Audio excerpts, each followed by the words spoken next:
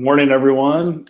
I would love it if you would just greet me and the others in the chat box. It's good to see who is here and who I'm getting to speak with today. We are going to cover some of the topics actually from last week, although we can touch on this week as well. I think the idea of spiritual companions that I preached on that you saw today fits well with the big idea from last week. So if you weren't here 2 weeks ago, I preached on the Apostle Paul's claim in Philippians that he's learned the secret of being content in every circumstance. And the secret of being content in every circumstance is knowing that God has provided for all your needs. And that is a powerful idea. It is, I think, a controversial idea because oftentimes I think that we feel that there are needs that we have that are not met. And we look at our world, and the world is full of people whose needs are not met. And so I want to get into that idea of needs and God fulfilling all of our needs a bit deeper today. But I want to start with the claim that I made at the beginning of that message 2 weeks ago, which is the more needs you're convinced that you have, the more anxiety that you feel.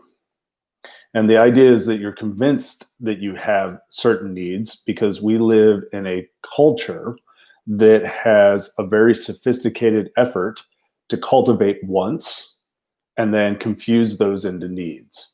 And so this is the advertising culture that we live in. And if you work in advertising, this is not like a slant against you or advertisers. It just is the water we swim in.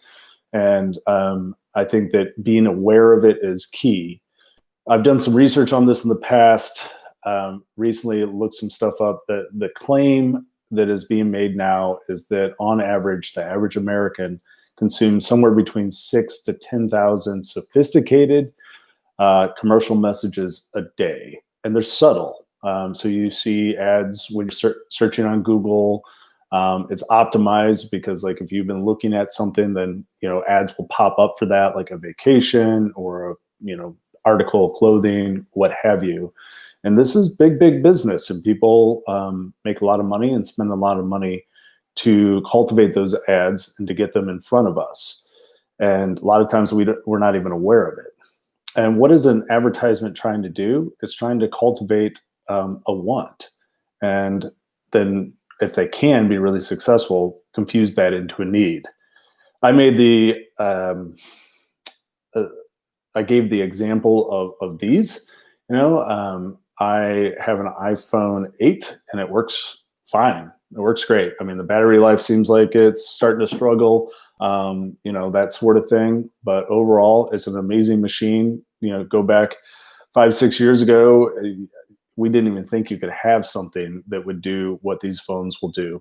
But it's an iPhone 8, and they're getting ready to release the iPhone 12. And even though I'm well aware of advertising and the cultivation of needs, I'm just being honest, I want to upgrade and get an 11 or a 12. And occasionally I find myself saying, I need it rather than I want it. Something happens. I'm so quick to say, hey, I just need to do this. I'm on it all the time, so on and so forth. And it's kind of silly, right? Because in me is this like craving for certain commercial products. And if I'm not careful, the way I think about it and the way I talk about it, I will begin to believe that actually I need the iPhone 11 or 12. I need to get this, that, or whatever. And that's spiritually, that can be a trap. That's what Paul is getting at. Because if we believe Paul, that God has provided for all of our needs, and we'll talk about that a little bit more in a moment, but if we just believe that statement, then saying that there's a bunch of things that I need that I'm not getting, that's like dipping into a lie. And to go like super kind of theological on you, the theology that Jesus puts forward is that Satan, the opposer, the adversary, the way that Satan works, the destructive force in this world, is through lies. So just let that sink in. And so if you're beginning to think you need something, but you really don't, it's really just a want, and you're convinced that you need it, you have believed a lie. And the implication is that eventually that's going to reap destruction in your life. And so when you want something and you don't get it, you're disappointed. When you truly need something and you can't get it, it's devastating. And so if we have a whole bunch of needs, then the potential of us not being able to fulfill all those needs is even higher. And then our potential for devastation or depression or feeling like it's not enough, just kind of this whole slippery slope of unfulfilled emotions that we have and perspectives, like it just gets greater and greater. So let's talk about needs for a moment. Some of you are familiar with Maslow's hierarchy of needs. He's a famous psychologist. He proposed that that there's like a pyramid structure of needs, and as you fulfill one level, you can move to the next. The most basic set of needs are needs for air, food, water, sleep, and shelter, Maslow would say. And then once you get past those, you can get into the needs for like socialization, affirmation, love and belonging. And then at the very top is this idea of self-actualization, like that you actually live into your potential.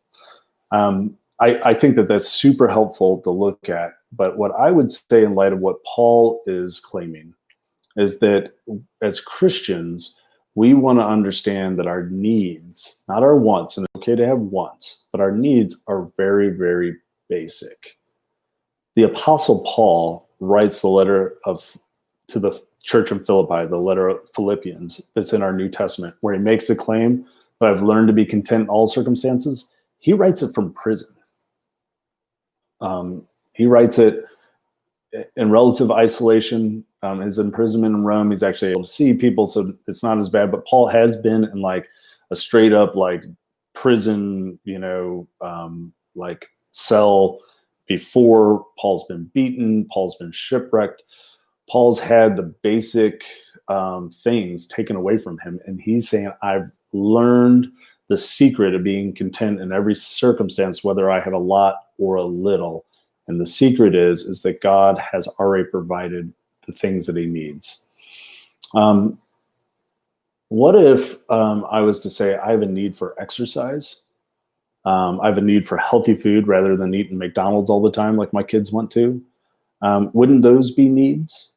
And I mean, on one hand, I would like to say yes. But I think that the insight that Paul is giving us here is that we want to be very careful what we label needs. And so I go back to my time of working with people in the hospital in trauma scenarios as a chaplain. And I think about, those people, some of them didn't have good health. They weren't able to exercise because of what has happened to them. They maybe can't access good food or even eat good food because they're, on a feeding tube. And what does the gospel message look like for somebody in that scenario?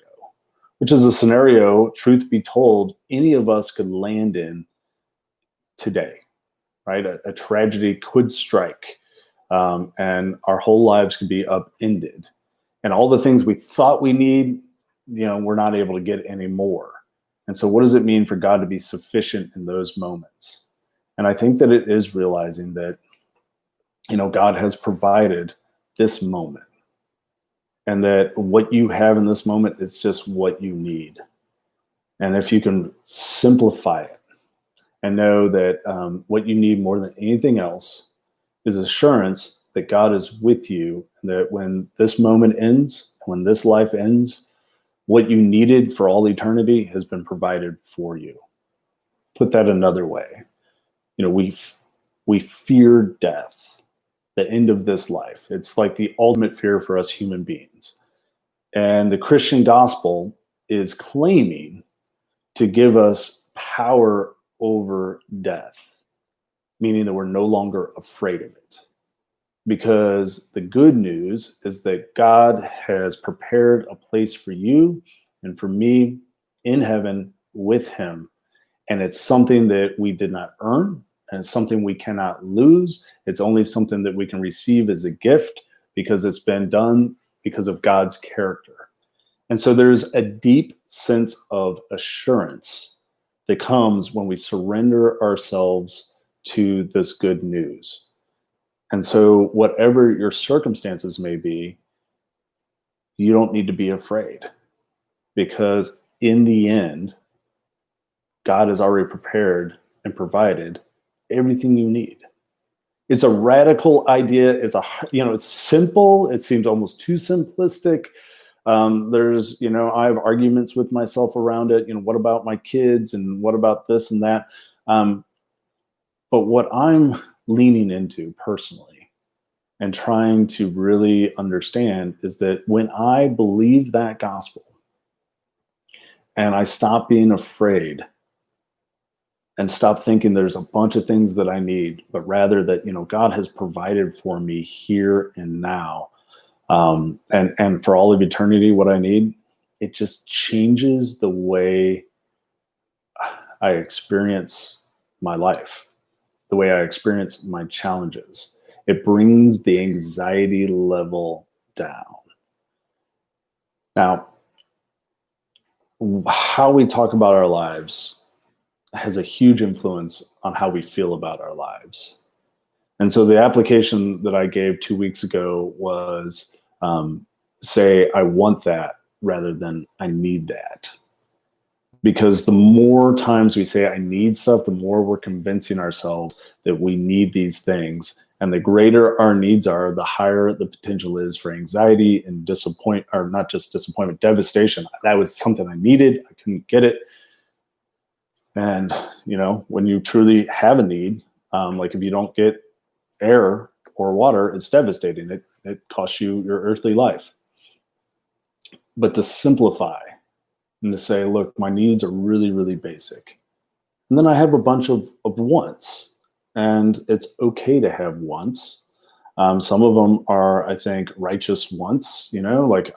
For me, I want our church to be back together. I want our church to grow strong and fulfill its potential, because it would be wonderful to be part of that. And I think there's people in our community that need a church like ours. I want that really bad. I want to lead a church so that I have, in that way, so it goes well, so that I continue to have my role as pastor there, because I want to have a house and want to be able to provide for my kids. But all that could change. And do I need all those things? No, because God has provided for all my needs. And if there was to be some sort of great disaster that took all that away, I'm still just left with me and God. And so, that is the insight that Jesus is providing at the beginning of the Sermon on the Mount, when he said, "Blessed are the poor in spirit, for theirs is the kingdom of God." Poor in spirit means that, like, I'm not in control, that I'm dependent on God. And so I have all these things, I have this house, and I have this computer that I'm talking on, and I have my car and my job at the church that provides income and family and friends. There's a lot of things that I have that make my life good and make it stable, but those things all could change. I mean, many of you know, I also had a wife, and I had this story that I was telling about my future that involved growing old with Hannah. And then that changed. And she left, and we are trying to figure out how to be a divorced couple who have kids together. And, there was a time that I was, saw that as a potential when we were married, and it terrified me. And I couldn't imagine living without being a married man. And what would it mean in terms of like my church, and how would people respond to that? And I remember being really worried about that and going to God in prayer and saying, getting kind of the answer that like whether the marriage is saved or not, and unfortunately it was not. God just kind of the conviction I had is, well, either way, I got to trust God. And so this is just such a simple but powerful idea that our real need is for what God can provide. And if we actually stake our claim on that, and then everything else that we think we need, we just go, no, I have no needs. I just want that. It changes our orientation. And so if something bad happens, it's going to be bad, and we grieve it and we suffer it and we do all that appropriate stuff, but it's not devastating because the thing you really need is God's faithfulness, and you have it. I wish I could see your faces and see how this is landing as I'm talking this through,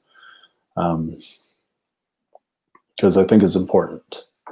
Now, we do live in a world where people's basic needs aren't met. So how do we line that up with the idea that God has provided all that we need, and yet some people clearly they don't have food, right? There's no safety. And I think it's just the basic idea that we live in a broken world. That's fundamental to the Christian perspective. The idea of like living in Babylon in a country and a world where the allegiance is not really to God. It's not to God, but it's rather to kind of their own idols. And so this creates injustice. And so as Christian people, I think the dynamic is this: simply put, we want to scale down our sense of what we truly need as simple as possible. And if we can recognize that even in this moment, even when we are wanting and left wanting certain things, that somehow God has still provided for our needs. That makes us incredibly resilient and powerful. It makes us live open-handedly because we've been given everything, and so then we can give.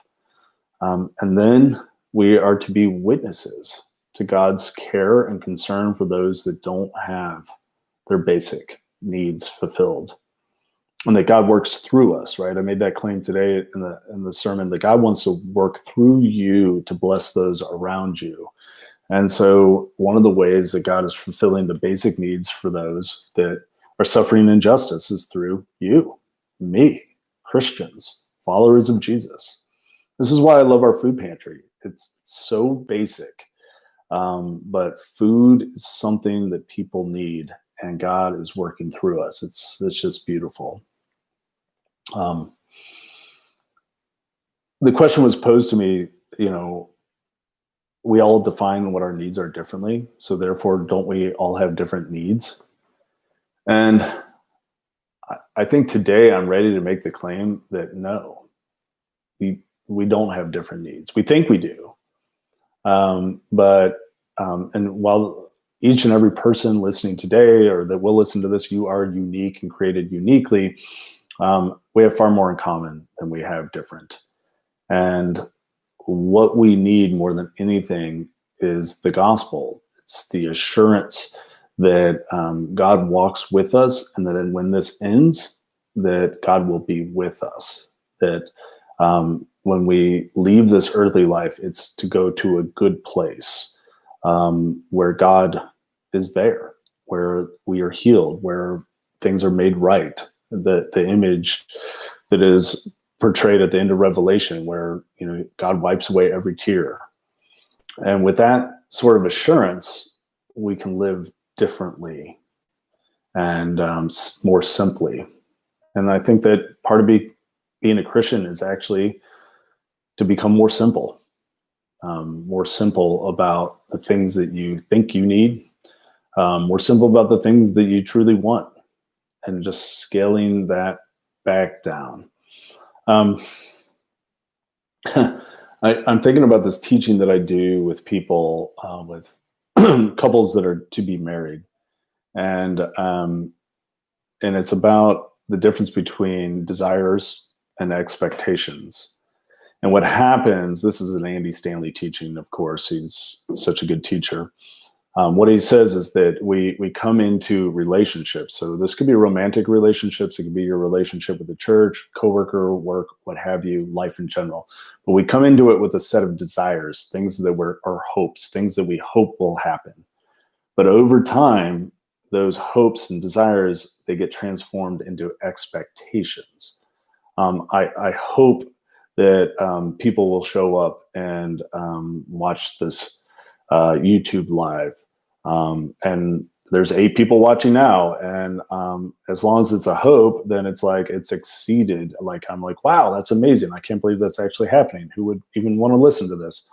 But if it's an expectation for me that at least 8 people would listen, then all I can do is get up to okay. If it's as a hope, I'm already okay, and then I can get up to a higher place and be grateful, and life is good. But if it's an expectation, anything less than 8 is missing that expectation, and it's creating this negative experience. Being careful about how you frame the way you look at stuff, the way you look at life, the way you look at your needs, your desires, your expectations. Being very, very careful and thoughtful about that is the secret. I mean, this is the secret that Paul is talking about that helps us to be content in every circumstance. And how we label it makes a difference. I want to give a shout out to a friend of mine back from my days in Chicago, up in Evanston. His name's Al Williams. I've shared about Al before. He is the parent, the father of several teenagers. They're now young adults that I pastored as a youth pastor. And Al was my partner in ministry. He was a lay leader, unpaid, volunteer. Amazing, though. And we had a Sunday morning meeting with the teens. We called it Challenge Class. And Al would be there every Sunday. Didn't have to call him. He just said, Scott, this is my thing. I'm here. And he was there for all 3 of his daughters and the whole time that I was there as a youth pastor. And he's still involved. Al, during that period, he was working for Harpo, which is Oprah's company, and they were preparing to move their whole operation from Chicago to California. And so they were downsizing. And for that reason, among others, Al was working a ton. He was a manager there. And he often would have to go in on Sunday afternoons to work more. And so he would come to church. It just works, a bunch of hours that week. And then he would have to go back in. And he would be like, well, he would always do this. And this is why I tell the story. He would say, I have to go into work later. I mean, I choose to go into work later. And he would make a big deal out of reframing that. And he would teach that to the kids. And he would say, look, he has a choice whether or not he has to go or not. If he chooses not to, he loses his job, right? But it's still a choice. And so highlighting the fact that he's choosing to go in because he's choosing to have that job and choosing to have that income, it just changed the responsibility just enough so that the burden of going into work extra didn't crush him. And Al was brilliant. And I think that is the insight that Christianity is offering for us. So I think hopefully that was helpful. I feel like I talked around that topic a lot, but it's something that, I think is really powerful, how we frame things, being careful about, what our expectations, desires, hopes are, what we think our needs are, getting really, really basic. And then just trying on this idea, like, what if I truly believed that God has provided everything I need?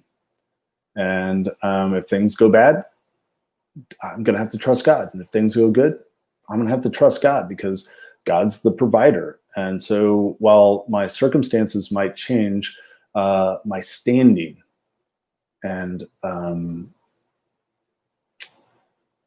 where I'm going to be and who I'm trusting never changes. And so I'm stable. I can be resilient. I can be principled, even in the midst of chaos, because what I'm depending on is something that's dependable. It's God's faithfulness, not my ability, not my circumstances, not other people, but ultimately God. And then when I engage with other people, when I engage with my circumstances, I do it appropriately. I do it in a way that that I'm not like overly dependent or codependent on this outcome happening or that person showing up in the way that I want them to. Instead, I can be more open-handed. It's just big. I would love to talk more about this with anybody that's maybe confused or has insights or what have you. Here's what I'd like to do in the last 4 minutes of our time together. We are doing a small church campaign, which is basically a small group campaign. I think we've had 25 people so far fill out our survey. And later this week, by the end of this week, we'll look at that and we'll pull together the best groups that we can and ask people in those groups to be the facilitator. The content that we are going to use is from an Andy Stanley sermon called 5 Things That Grow Your Faith. And it's wonderful and it's easily accessible. And questions like, who has been a providential relationship? Who has God used to bless you, to teach you, to grow your faith? What circumstances have you faced? Pivotal circumstances that have changed your life. And this will give us the opportunity just to think about our faith together. This coming week, I've been working on my sermon for next week, and it goes into this period where the Apostle Paul, he gets arrested and he's in prison for at least several years. And he goes in front of various courts, and it's long, like Luke's account of it. It's like 6 chapters. In it, Paul gets the opportunity to share his perspective. He gets an opportunity to share his faith. And where I think that God is leading me for next week's message is the idea of, as a Christian, you should know that as you mature and develop, there is a responsibility to share your faith. And that scares people, okay? Because you think you have to be a theologian. You think you have to have all the answers. It's scary, let's be honest. And so Paul's example, I think, is incredibly helpful. And so just like a teaser here, but what does he do when he gets a chance to speak in front of the Roman government and the Jewish government? King Agrippa specifically is the speech that I think I'm going to feature. I think it's Acts 26, something like that. What does he do? He tells his own story. He tells about a pivotal life circumstance that changed him. When he was on the road to Damascus, tracking down Christians, wanting to persecute them, he had a life-changing experience. And so at the very center of his testimony is his testimony. It's his experience, what he's seen and what he has felt. And so at the center of your own testimony is what you've seen and what you have felt. And so the responsibility we all have is to step back and say, how has God worked in my life? What has been the pivotal circumstance? Who has God used? What have I learned? What has been the practical teaching, the thing that I've learned that I've applied to my life, and it changed things for me? What is my testimony? When I was growing up, my parents had marital problems. They ended up staying together. I'm so grateful for that. And but it was really difficult. And I remember seeing my dad, who was a larger than life figure for me when I was young. I remember catching him crying at his home desk, in his home office at his desk. I didn't know what to do with it. Years later, he shared about how difficult things were. And he talked about how this little Bible study he did on Sunday mornings became a support group for him, who prayed for him, knew what was going on, and that it was his faith and this group that they helped him get through, helped him stay stable in the midst of real difficulty. And so as a kid, as a young teenager, Dad shared this with me, and it was powerful.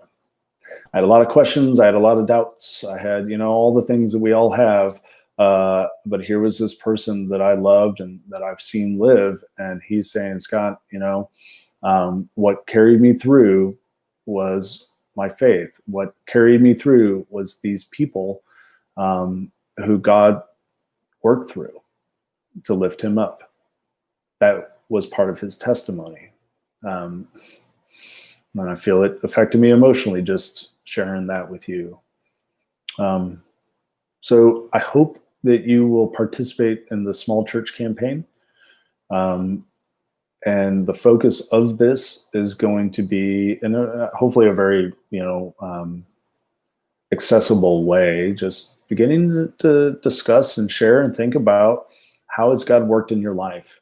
And once you do that and hear others, then, what I'm hoping you'll commit to doing is figuring out how you might tell your story. And if you would be willing to let us film it, let me interview you like we did with Michael Beal or the interview with Angie McElroy, that would be awesome, because people need to hear your story, because God indeed is working in your life.